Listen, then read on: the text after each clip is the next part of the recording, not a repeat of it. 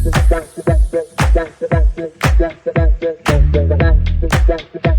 Guys, welcome to channel pharma digital. दोस्तों, आज pharmaceutical chemistry में हम ग्रेविमेट्रिक एनालिसिस डिस्कस करने जा रहे हैं, जो कि हमारे चैप्टर नंबर 2 का सेकंड पार्ट है। इससे पहले हम पार्ट 1 में वॉल्यूमेट्रिक एनालिसिस के अंदर 6 टॉपिक डिस्कस कर चुके हैं। वो सभी हमारे चैनल पर अपलोडेड हैं, आप वहां जाकर उनको देख सकते हैं। इसके अलावा हमने एक एमसीक्यूज की सीरीज भी स्टार्ट की है, जो कि चैप्टर वाइज हमने वहाँ अपलोड की हुई है। आप उनको वहाँ ट्राई कर सकते हैं, उनको प्रैक्टिस कर सकते हैं और उसका फायदा उठा सकते हैं। तो आइए आज का लेक्चर हम स्टार्ट करते हैं। तो दोस्तों, ग्रेविमेट्रिक टाइट्रेशन जो होती है वो प्रेसिपिटेशन टाइट्रेशन का एक अपर वर्जन होता है, अपग्रेडेड वर्जन। इसमें हमारा जो प्रेसिपिटेट बनता है उसको आगे हम प्रोसेस फॉलो करके और हमारा ग्रेविमेट्रिक टाइट्रेशन करते हैं। तो इसमें जो सबसे महत्वपूर्ण होता है वो इसका प्रोसेस होता है, इसका मेथड होता है। तो हम इसका मेथड देखते हैं। सबसे पहले हम सैंपल प्रिपेयर करते हैं। तो सैंपल के तौर पे जैसे हमने यहाँ रिएक्शन में लिया है BaCl2 को, यानी कि बेरियम क्लोराइड को, और इसको हम रिएक्ट करवाते हैं सोडियम सल्फेट यानी कि Na2SO4 के साथ।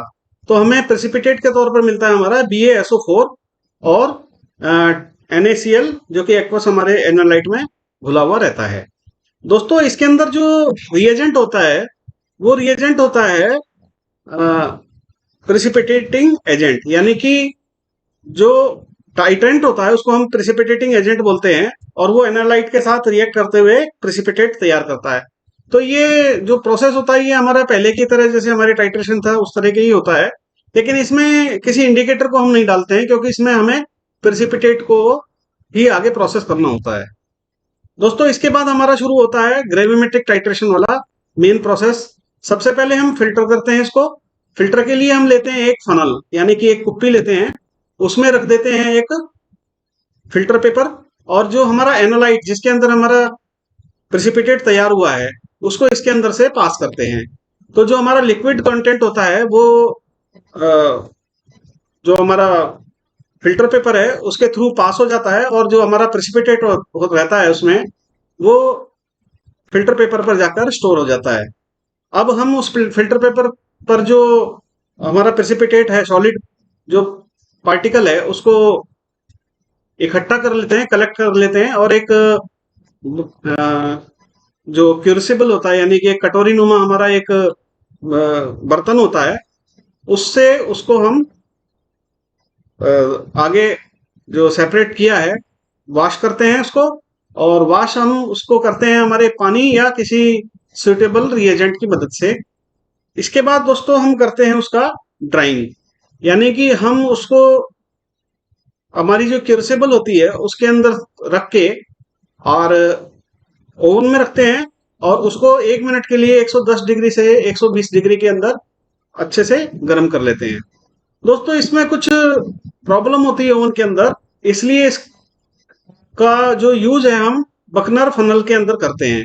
तो हमें इसमें कुछ इससे ज्यादा नहीं पढ़ना है, इसलिए आप इतना ही याद रखें कि हम इसका ड्राइंग कर लेते हैं, अच्छे से इसको सुखा लेते हैं, और इस ड्राइंग प्रोसेस में मॉइस्चर और जो हमारे कुछ माइक्रोबियल्स होते हैं वो खत्म हो जाते हैं।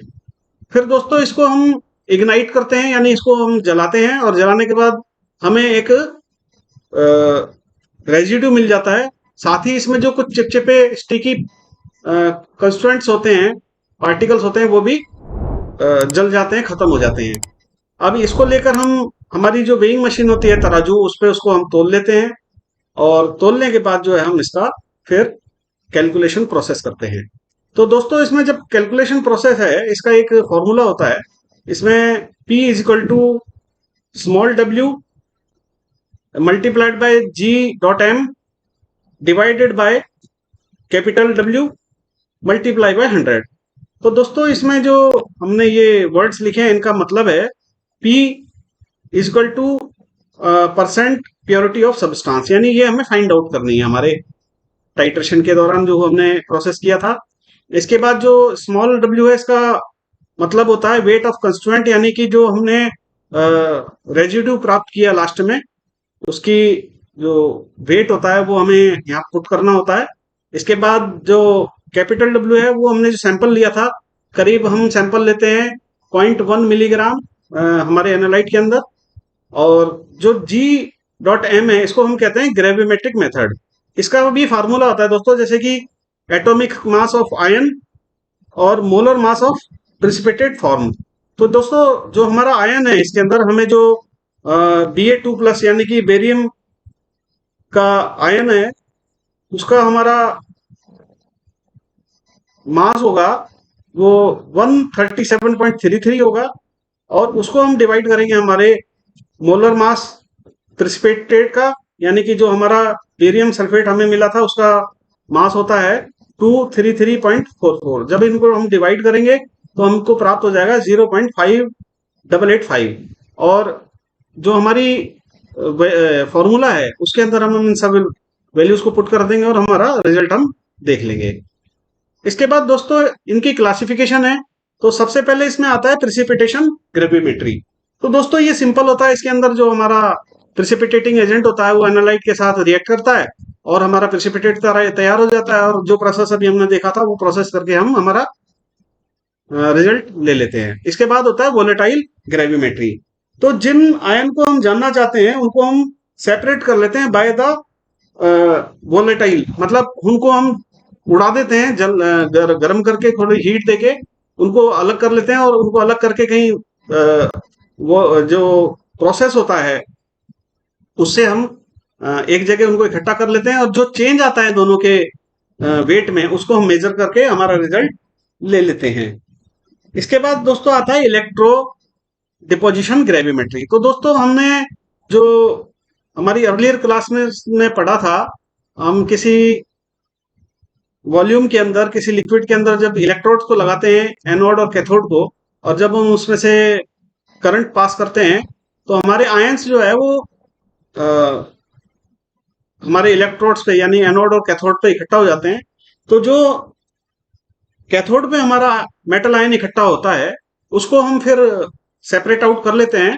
और फिर जो हमारा प्रोसेस होता है वॉशिंग का, ड्राइंग का, और जितने भी प्रोसेस हमने स्टार्टिंग में देखे थे वो करके हम हमारा रिजल्ट ले लेते हैं। इसके बाद आता है दोस्तों कॉल्वोमेट्रिक ग्रेविमेट्री। तो दोस्तों ये जो कॉल्वोमेट्रिक है ये इसका वेरिएंट है जो इलेक्ट्रोड डिपोजिशन में हमारा ग्रेविमेट्री है इसका। और इसमें एनालाइट का जो मास है वो मेजर किया जाता है, जो उस पर लगने वाला चार्ज होता है उसकी कंजम्पशन है उसके प्रोपोर्शनल उसको देखा जाता है। जब इलेक्ट्राइड पर आयन रिड्यूस या ऑक्सीडाइज होते हैं और जो सरफेस पे इकट्ठे हो जाते हैं उस समय जो ये इलेक्ट्रिकल जो हमारा चार्ज होता है वो जो कंज्यूम होता है उसके बेस पे हम इसका डिटर्मिनेशन करते हैं। इसके बाद आता है दोस्तों इनडायरेक्ट ग्रेविमेट्री। इसमें एनालाइट में होने वाला जो केमिकल रिएक्शन है इसके दौरान बनने वाला मास की गणना जो है वो हम करते हैं। यह जब किया जाता है जब किसी एनालाइट में डायरेक्ट प्रिसिपिटेशन करना मुश्किल होता है। इसमें पहले एनालाइट को किसी दूसरे कंपाउंड में बदल देते हैं दोस्तों। फिर बदलने के बाद या तो फिर उसमें पहले प्रिसिपिटेशन कराया जाता है या फिर उसका वोलेटाइल करके जो आयंस होते हैं उनको उड़ा के कहीं इकट्ठा कर लेते हैं। और जो हमारा चेंज आता है वॉल्यूम के अंदर, वॉल्यूम उसके मास के अंदर, उसको हम डिटरमाइन करके हमारा रिजल्ट ले लेते हैं।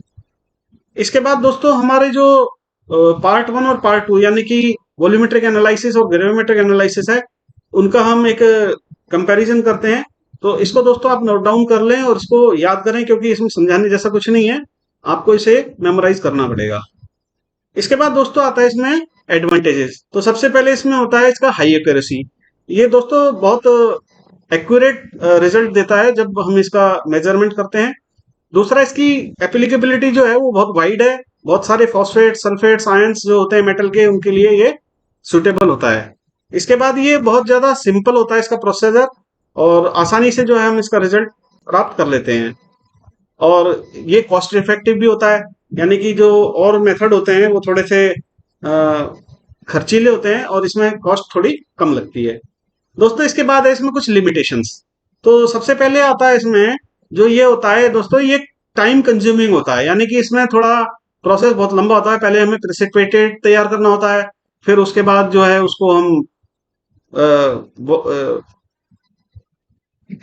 फिल्टर करते हैं, फिल्टर करने के बाद वॉश करते हैं, फिर ड्राई करते हैं, फिर इग्नाइट करते हैं, जलाते हैं उसको, रेजिड्यू लेते हैं उसका, फिर उसको वेट करते हैं, वेट करने के बाद फिर हम उसकी कैलकुलेशंस करते हैं। तो ये थोड़ा लेंदी प्रोसेस है। दूसरा ये जो है ना सेंसिटिव होता है इम्प्योरिटीज के लिए, यानी इसमें कुछ ऐसी इम्प्योरिटीज होती हैं जो फ्री नहीं हो पाती, और जो हमारा रिजल्ट है वो हमें सही से हमें नहीं मिल पाता है।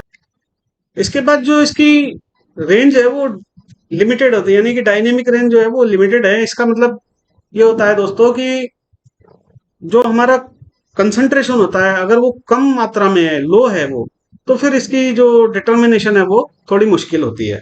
इसके बाद आता है कि जो स्टॉकियोमेट्री है वो बहुत अच्छे से जाननी होनी चाहिए, यानी हमारा जो एक्सपेरिमेंट करने वाला आदमी होता है या केमिस्ट होता है, उसकी नॉलेज का स्किल बहुत हाई होना चाहिए।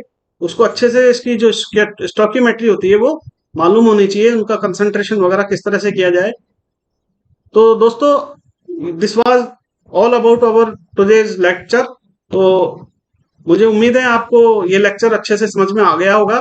अगर आपको अभी भी कोई डाउट है तो आप रिवाइंड करके दोबारा से हमारे वीडियोस को देख सकते हैं, और अगर फिर भी कोई डाउट हो तो आप कमेंट बॉक्स में हमें लिख के भेजें, हम उसका जवाब देंगे आपको। और आपने अगर हमारा चैनल अभी सब्सक्राइब नहीं किया है तो सब्सक्राइब कर लें, बेल आइकन को भी दबा दें ताकि आपको हमारी वीडियोस टाइम से मिलती रहें। और साथ ही हमारे चैनल पर जो हमारी एमसीक्यूज हैं उनको आप जरूर अटेंड करें, आपको वो हेल्पफुल रहेंगी एग्जाम्स पॉइंट ऑफ व्यू से। तो फ्रेंड्स मिलते हैं नेक्स्ट लेक्चर में।